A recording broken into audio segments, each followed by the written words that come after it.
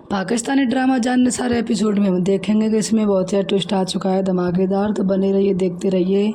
और इसमें बहुत ही ज़्यादा ट्विस्ट आने वाला है आगे, तो एंड तक ज़रूर देखें, क्योंकि इसमें सरफराज और दुआ जो पकड़े जाएंगे मुलाकात करते हुए। तो ये सब आगे होने वाला है, तो बने रहिए। होता क्या है कि दुआ जो है चक्कर खाकर गिर जाती है, और जब वो गिरती है तो डॉक्टर को बुलाया जाता है। फिर डॉक्टर बताती है कि ये जो है माँ बनने वाली है, कॉन्ग्रेचुलेसन्स नौशरवान से कहती है। नौशरवान के पैरों तले ज़मीन खिसक जाती है, दुआ खुश हो जाती है, और कसमाला तो ये समझ लो कि वो मर ही जाती है। उसकी तो जान ही निकल जाती है, क्योंकि वो तो कभी नहीं चाहती थी कि दुआ जो है माँ बने, और वो भी नौशरवान के बच्चे की। तो अब जो है वो जब जैसे वहाँ से जाती है तो वो कहती है, दुआ कहती है कि तुम यहाँ से चली जाओ और हम दोनों को थोड़ा प्राइवेसी में छोड़ दो। तो कसमाला कहती है ठीक है, कोई नहीं, मैं तो जा रही हूँ, लेकिन मैं तो ये सोच रही थी कि मैं कॉन्ग्रेचुलेसन्स बधाई किसको दूँ, दुआ को दूँ या सरफराज को दूँ या नौशरवान को दूँ, इस बच्चे का बाप आखिर में है कौन। तो इस पर दुआ कहती है तुम्हारा दिमाग तो ठीक है, तुम बोल कहाँ से रही हो, ये कौन सी बदतमीजी है। तो वो कहती मैं ठीक ही तो कह रही हूँ, क्यों मैंने दुआ उस दिन तुम्हारी सारी बात सुन ली थी। ऐसा वो कहकर वहाँ से चली जाती। फिर कहती है खैर छोड़ो, मुझे क्या मतलब है, आपका तुम्हारी आपस की अपनी बात है। फिर वो ऐसे कहकर चली जाती। नौशरवान का गुस्सा तो बस ये मान लो कि सातवें आसमान पर हो जाता है। फिर उसके बाद में नौशरवान से दुआ कहती है तुम खुश क्यों नहीं हो, मुझे लग रहा है तुम खुश नहीं हो।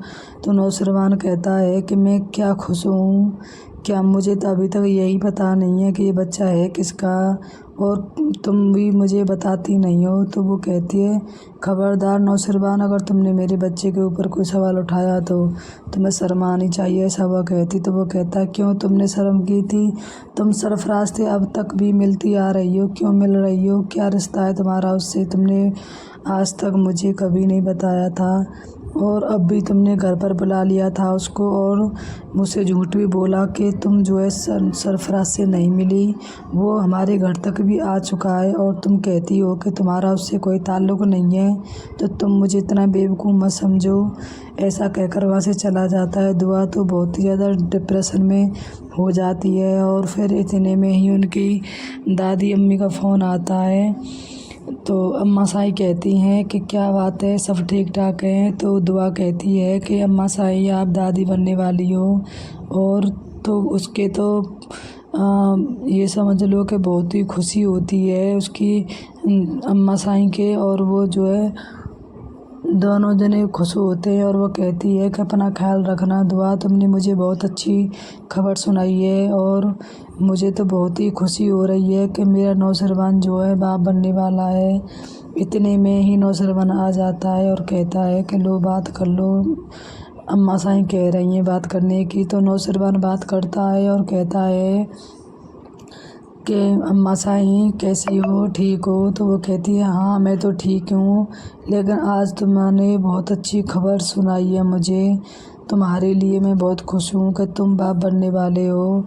तो ऐसा जब वह कहती है तो वो नौशरवान जो है वो फ़ोन देकर दुआ को चला जाता है वहाँ से, और फिर दुआ बात को संभाल लेती है और कहती है कि अम्मा साईं उनको थोड़ा काम था इसीलिए वो चले गए हैं, और आप जो है मुझसे बात कर लो। तो वो कहती है कि दुआ बहुत ही ख्याल रखना बेटा, बहुत ज़्यादा बच्चे का ख्याल रखना, और हो सकता है हम भी आ जाएं।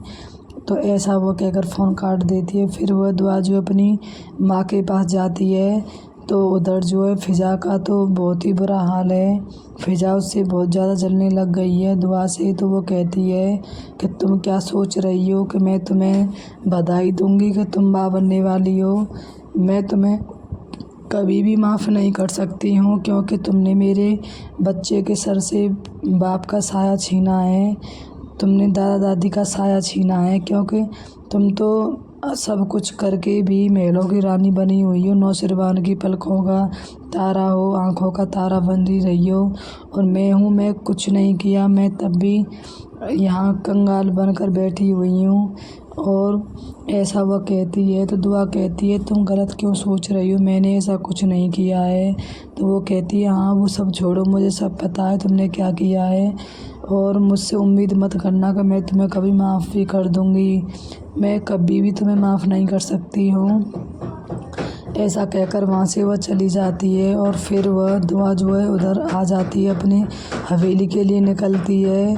तो जब वह गाड़ी में आ रही होती है तो सरफराज का फ़ोन आता है उस पर और कहता है कि मुझे तुमसे मिलना है। तो वो कहती है मुझे तुमसे नहीं मिलना है और ना मुझे तुमसे कोई मतलब है। तो वो उसके सामने आ जाता है और कहता है कि अब तो इतने पास हो के तो मिल ही सकती हो। तो वो गाड़ी साइड में लगवाती है और पूछती है क्या बात है बताओ। तो वो कहता है कि तुमने बताया नहीं कि तुमने क्या सोचा है। मैं तो तुम्हें बधाई देने के लिए आया था तो कि तुम माँ बनने वाली हो, लेकिन पता नहीं तुम माँ बन भी पाओगी या नहीं। और तुमने सोचा है कि नहीं मुझसे शादी करने के लिए उसको कब तलाक दे रही हो। तो दुआ कहती है खबरदार अगर एक शब्द और बोला तो आज के बाद मेरे आगे पीछे दिखाई दिए थे। इधर जो है कसमाला के जो गार्ड होते हैं वो उसके लगे हुए आदमी होते हैं, वो वीडियो बना लेते हैं दुआ और सरफराज की। और वो क्या होगा उसके आगे के दुआ जो है घर पर जाएगी। अब आगे के एपिसोड में हम यही देखेंगे। कसमाला जो है वह वीडियो जो नौशरवान को दिखा देगी और वो तो बस ये समझ लो कि आज साथ में आसमान पर पहुंच जाएगा और वो दुआ से पूछेगा कि तुम सरफराज से मिलने क्यों गई थी। तो वो मना करेगी। फिर वो कहेगा ये वीडियो में क्या दिखाई दे रहा है। तो वो कहेगी कि मैं तो उधर से आ रही थी तो रास्ते में मिल गया था। तो फिर वो कहेगा कि वो तुम्हें उसे कैसे पता कि तुम इस रास्ते से अपनी माँ के घर जा रही हो। मुझे तो लगता है कि तुमने उसे फ़ोन करके कहा होगा कि मैं जा रही हूँ वहाँ आ जाना। तो दुआ कहती है बस भी कर दो नौशरवान, आप क्या कह रहे हो और आप मुझ पे यकीन क्यों नहीं कर रहे हो। तो नौशरवान कहता है कि तुम यकीन करने लायक हो तभी तो करूँगा। तुमने तो मेरे पीठ पीछे ही छुरा भोंक दिया है।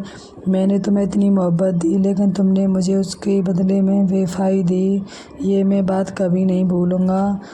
और ऐसा कहकर नौशरवान वहाँ से चला जाएगा। फिर दुआ जो है मातम से में रहती है हर समय। इधर कसमाला की तो बल्ले बल्ले हो रही है क्योंकि वह जो है चाहती है वही हो रहा है। और आगे देखेंगे कि कसमाला जो है नौशरवान से कहेगी कि दुआ नहीं चाहती कि मैं और मेरे बच्चे यहाँ पर रहें, तो हम वापस जो है अपनी हवेली जा रहे हैं। तो नौशरवान कहेगा कोई नहीं जाएगा यहाँ से, जाएगा तो कोई और ही निकल जाएगा घर से, ऐसा वो कहेगा। अब इसमें जो है बहुत ही ज़्यादा ट्विस्ट आने वाला है। दुआ की तो ज़िंदगी झंड होने वाली है क्योंकि कसमाला और सरफराज पीछे पड़ गए हैं। ऐसे ही पाकिस्तानी प्रोमो देखने के लिए मेरे चैनल को सब्सक्राइब करें। अगर वीडियो अच्छी लगी हो तो लाइक ज़रूर करें और शेयर करें और कमेंट